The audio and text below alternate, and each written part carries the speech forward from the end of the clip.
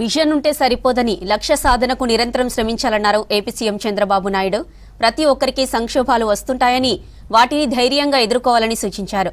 తాను 30 ఏళ్లకే మంత్రిని అయ్యానని 45 ఏళ్లకే ముఖ్యమంత్రిని అయ్యానని చెప్పారు. రాజ్యాంగ దినోత్సవం సందర్భంగా అమరావతిలో విద్యార్థులు నిర్వహించిన మాక్ అసెంబ్లీలో పాల్గొన్నారు చంద్రబాబు. రాజ్యాంగ విలువలు కాపాడాల్సిన బాధ్యత ప్రతి పౌరుడిపైన ఉందని చెప్పారు. హక్కులకు పెద్ద దిగ్గుగా నిలిచిన రాజ్యాంగ స్ఫూర్తిని కొనసాగించాలన్నారు మంత్రి లోకేష్. స్వచ్ఛమైన మనసుతో రాజకీయాలు చేస్తేనే రాష్ట్రం, దేశం బాగుపడుతుందని AP assembly speaker Ayyanna Patrudu అన్నారు.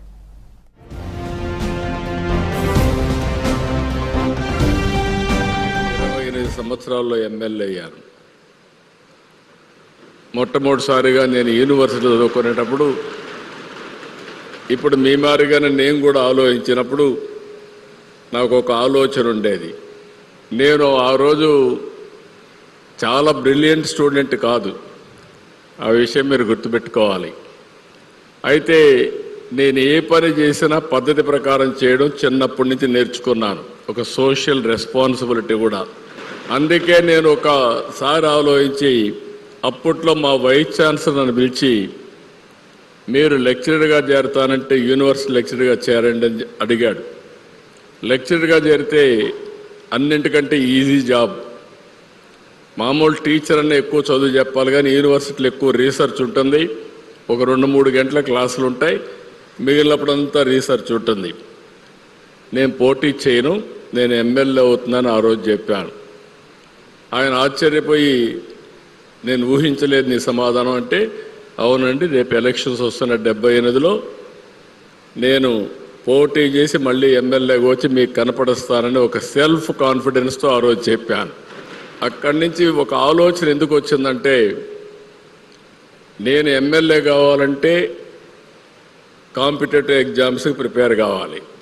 నేను ఎప్పుడూ స్టూడెంట్గా హ్యాపీగా తిరుగుతూ ఉండేవాడిని. 2nd ర్యాంక్ నాది క్లాస్లో కూడా. అయితే నేను ఆలోచించింది, నేను కానీ రాజకీయాలకు వస్తే ఐఏఎస్ ఆఫీసర్ని కంట్రోల్ చేసే శక్తి నాకు వస్తుందని చెప్పి నేను ఆలోచించాను. That was my vision. అంటే 2047కి భారతదేశం ఒక డెవలప్డ్ దేశంగా తయారు చేయాలని మనందరికీ పిలిపించారు. ఇది కేవలం ప్రజాప్రతినిధులు, ఐఏఎస్ అధికారులతోనే సాధ్యం కాదు. ప్రజలందరం మనం భాగస్వామ్యం అవ్వాలి, మీరందరూ భాగస్వామ్యం అవ్వాలి. డెవలప్డ్ కంట్రీ అంటే కేవలం పర్ క్యాపిటల్ ఇన్కంలో కాదు, హ్యూమన్ డెవలప్మెంట్ ఇండెక్స్లో కాదు, నైతిక విలువలు కూడా చాలా చాలా అవసరం. పిల్లలకి చిన్న వయసులోనే రాజ్యాంగం మనకు కల్పిస్తున్న హక్కులు, బాధ్యతల గురించి చెప్పాలని ఆ రోజే నిర్ణయించుకున్నాను. అందుకే ఇప్పుడు కూడా ఈ రాజ్యాంగం పట్టుకుని నేను తిరుగుతున్నానని సభాముఖం తెలుపుకుంటూ, మనందరం కలిసికట్టుగా వికసిత్ భారత్లో భాగస్వామ్యం అవ్వాలి. ఈరోజు 70 ఏళ్ల క్రితం ఇదే రోజుని రాజ్యాంగాన్ని రచించారు. ఎంతమంది అండి? చాలామంది పెద్దలు, మేధావులంతా కూర్చొని భారత రాజ్యాంగం ఎలాగ ఉండాలని చెప్పి రచించి, ఆ రాజ్యాంగాన్ని నడిపించమని కొంతమంది పెద్దల చేతిలో పెట్టి మనందరి మీద బాధ్యత పెట్టారు. చాలా బాగా రాశారు రాజ్యాంగం. అంటే భారతదేశం బాగుండాలి అని ఒక నియమాలు పెట్టారు. దీంట్లో ఒక విషయం ఏంటంటే,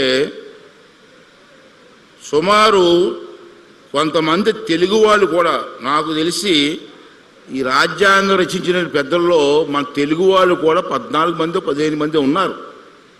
వాళ్ళు కూడా భాగస్వాములు అయ్యారు.